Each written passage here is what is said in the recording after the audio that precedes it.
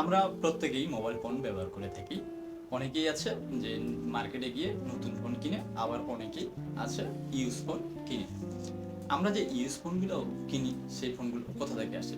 প্রথমত বলা যায় চুরিকৃত ফোন, দ্বিতীয়ত বলা যায় কুড়িয়ে পাওয়া ফোন, তৃতীয়ত বলা যায় কেউ একজন রানিং ব্যবহার করতেছে কিন্তু তার অর্থের প্রয়োজনে ফোনটা বিক্রি করে দিচ্ছে। এভাবেই কিন্তু আমাদের ইউজ ফোনগুলো আমাদের কাছে আসে। ইউজ ফোন কিনতেছেন ঠিক আছে, কিন্তু ইউজ ফোন কেনার আগে সবার প্রথম একটি বিষয় আমাদের জানা দরকার। এই বিষয়টি হলো, আপনি যে ইউজ ফোনটি কিনতেছেন সেই ইউজ ফোনটির নামে কোনো জিডি বা মামলা আছে কি? মামলা বা জিডি থাকলে আপনি অনেক বিপদের সম্মুখীন হতে হবে, এটা নিশ্চিত। আজকের এই ভিডিওতে আমি আলোচনা করব আমাদের হাতে থাকা ফোনটিতে কোনো মামলা বা জিডি করা আছে কিনা। সম্পূর্ণ প্রসেসটি দেখার জন্য আপনাকে সম্পূর্ণ ভিডিওটি দেখতে হবে। তো মূল ভিডিওটি শুরু করা যাক। আর মূল ভিডিওটি শুরু করার আগে বরাবরের মতো একটি কথা বলতে চাই, আপনি যদি আমার চ্যানেলে নতুন হয়ে থাকেন আর এই ভিডিওটি যদি ইউটিউব চ্যানেল থেকে দেখে থাকেন, চ্যানেলটি সাবস্ক্রাইব ও পাশে থাকা বেল আইকনটি বাজিয়ে দেবেন। আর ফেসবুক পেজ থেকে দেখে থাকলে পেজটি ফলো করে দেবেন। আমাদের ফোনটিতে মামলা বা জিটি আছে কিনা এটা দেখার জন্য সবার প্রথমত যে জিনিসটা প্রয়োজন হবে, আপনাদের ফোনের যে একটা বক্স থাকে এই বক্সে IMEI যে নাম্বারটি থাকে এই নাম্বারটি প্রয়োজন হবে।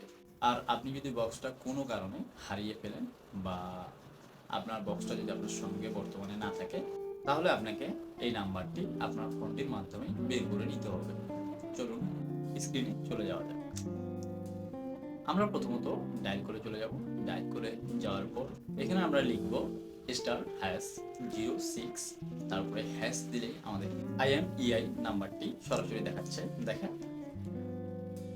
এখানে আমরা একটু ট্যাপ করলেই আমাদের কপি করার একটা অপশন আসবে, আমরা কপি করে রাখবো।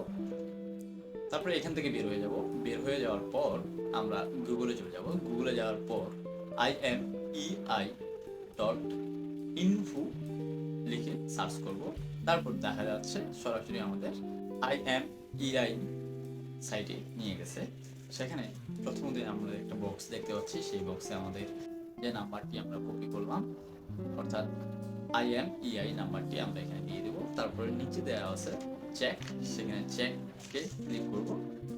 চেকে ক্লিক দেওয়ার আগে আই এম এ হিউম্যান এই অপশনটির ক্যাপচারটি আমরা ফিল আপ করে নেব। তারপর দেখেন আমাদের ফোনটির মডেল ব্র্যান্ড শো করতেছে। একটু নিচের দিকেই স্ক্রল করলে আমরা দেখতে পাবো বেসিক চেক নামে একটা অপশন আছে। বেসিক চেকের প্রথম যে অপশনটি আছে সেই অপশনটিতে দেওয়া আছে ফোন ব্ল্যাকলিস্ট চেক সিম্পল। সেখানে আমরা একবার ক্লিক করব। তারপর একটু নিচে লক্ষ্য করলেই দেখতে পাচ্ছি চেক ব্ল্যাকলিস্ট স্ট্যাটাস। সেখানে আমরা একবার ক্লিক করব। ক্লিক করার পর তারপর নিচের দিকে দেখুন রিফ্রেশ ইজ 10 মিনিটের মতো দেখাচ্ছে। এই 10 মিনিট আমরা অপেক্ষা করব। 10 মিনিট শেষ হওয়ার পর দেখেন একটা পেজ এসেছে এখানে। এই পেজটিতে ব্ল্যাক লিস্টের এখানে দেখা যাচ্ছে 3, অর্থাৎ আমাদের এই ফোনটিতে কোনো প্রকার জিটি বা মামলা নেই। তো ভিউয়ার্স, এইভাবে খুব সহজে আপনি আপনার হাতে থাকা ফোনটির মামলা আছে কিনা চেক করতে পারবেন। আমাদের এই ভিডিওটি কেমন লাগলো অবশ্যই একটি লাইক ও মন্তব্য করে জানিয়ে দিবেন। আর আপনার একটি লাইক ও মন্তব্য আমাদের পরবর্তী ভিডিও বানানোর উৎসাহ জাগাবে। এতক্ষণ আমি আরাফাত আলী আপনাদের সাথেই ছিলাম। আবারও দেখা হবে নতুন কোনো ইন্টারেস্টিং ভিডিও নিয়ে। আল্লাহ হাফেজ।